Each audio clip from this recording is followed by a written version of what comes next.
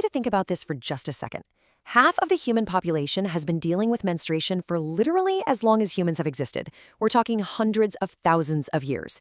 And yet mainstream history almost completely ignores it. It's like this giant historical blind spot. So today, we're going down one of the most fascinating rabbit holes in human history to uncover what women actually used and the frankly wild things people believed about them. So, it brings us to this massive fundamental question. How exactly did women handle their periods for 10,000 years? The answer is this incredible, wild mix of fear, reverence, practical ingenuity, and, quite frankly, absolute nonsense that shaped daily life for millennia. Okay, let's dive into this. Here is how we're going to break it down today.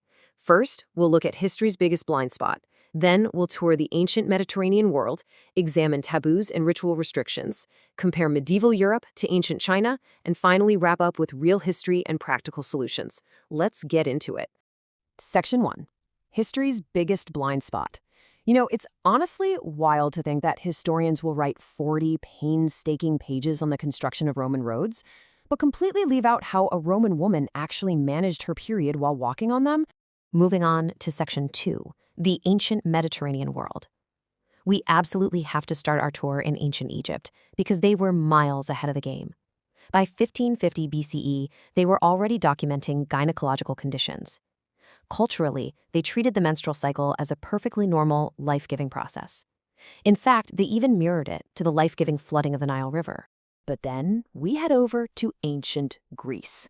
And wow, Aristotle, one of the most celebrated minds in Western history, genuinely believed that menstrual blood was, and I quote, essentially failed semen. He actually thought women were simply too cold and weak to produce the real thing. And the craziest part? This wasn't some fringe pseudoscience. This was the mainstream consensus at the time. And look, the theories only got wilder over in Rome. Pliny the Elder literally wrote that a menstruating woman was essentially a walking environmental hazard. He confidently claimed she could kill crops, turn wine into vinegar, rust iron, and somehow repel hailstorms and whirlwinds. Yeah, you heard that right. But okay, while all these men were busy writing philosophy scrolls, what were women actually doing? Well, they were using immense practical ingenuity based on whatever natural resources were around them. Just imagine the physical reality here. You had Egyptian women softening raw papyrus, Greek women tightly rolling scratchy wool into makeshift plugs. Romans were harvesting highly absorbent sea sponges. Over in China, they used silk and cotton, and in the Aztec Empire, they used coarse maguey or agave fibers. They literally made it work with their bare hands. But here's the thing. The real dividing line in historical menstrual care wasn't about geography. It was all about class. Wealthy women had access to fine, soft linens, silk, and household slaves to deal with the constant washing and preparation. But for ordinary women, it meant making do with thick, rough rags, or simply free bleeding into heavy, dark skirts while doing backbreaking physical labor in the fields. Section 3. Taboos and ritual restrictions. So, culturally, was menstruation seen as sacred? Or was it considered dangerous? To really wrap our heads around this, we have to look at the concept of niddah in ancient Jewish law. A menstruating woman was considered ritually impure. She had to avoid contact with certain objects and people and eventually undergo purification in a mikveh bath.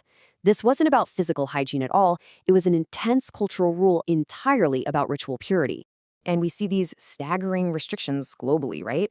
Hindu laws restricted women from cooking or entering temples. Ancient Zoroastrian texts went even further, enforcing complete isolation from fire, water, and earth.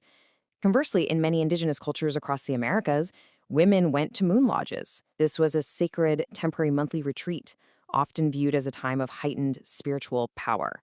So the global response was incredibly varied. All right, Section 4, Medieval Europe to Ancient China. Let's look at how entirely different medical frameworks shaped women's daily lives.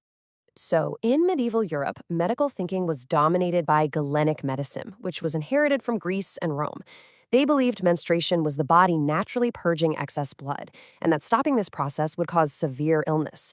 So, ironically, doctors actively encouraged bleeding. If a period was late, herbalists would prescribe aminogs. These were potent herbs like parsley, pennyroyal, and tansy used to stimulate uterine contractions and bring the flow on. Now contrast that heavily with traditional Chinese medicine.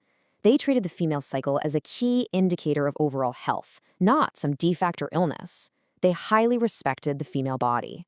By the Tang Dynasty, women were actually engineering sophisticated undergarments with integrated fabric pouches to hold absorbent materials. These were basically the brilliant physical ancestors of the modern reusable pad. Which brings us to Section 5, Real History and Practical Solutions. Let's tie all of this together. Unlike those bizarre male theories about failed semen we heard earlier, the pain management solutions women found actually worked. Ancient medical texts show women relying on chamomile, ginger, cinnamon, and fennel to manage cramps. And this wasn't just random folklore. These plants contain active compounds that physically alleviate pain. This was empirically tested, generational knowledge. And guys, here is a genuine reality check for you. For 99% of human history, women actively lived their lives using cloth, wool, and sponges. The first commercial pad, Lister's towels, in 1888, was this bulky, uncomfortable contraption that completely failed. Why? Because Victorian women were literally too embarrassed to buy it in stores. Mass adoption of disposable pads didn't actually happen until Kotex came along in 1921. So this is really the entire story in a nutshell. What men wrote in the historical record was written from the outside looking in, filled with unhinged fears, misunderstandings, and purity laws. But what women lived was the genuine, practical, embodied knowledge of what physically worked, passed down silently through communities of women for generations. So I'm going to leave you with this question to chew on. Are we ignoring half of human history just because we're uncomfortable with basic biology? The next time someone acts like this topic is taboo, I want you to remember that Cleopatra dealt with this, medieval peasants and Aztec priestesses dealt with this, they engineered solutions, they shared their knowledge, and they survived. That is fascinating, real history, and it is about time we started treating it that way.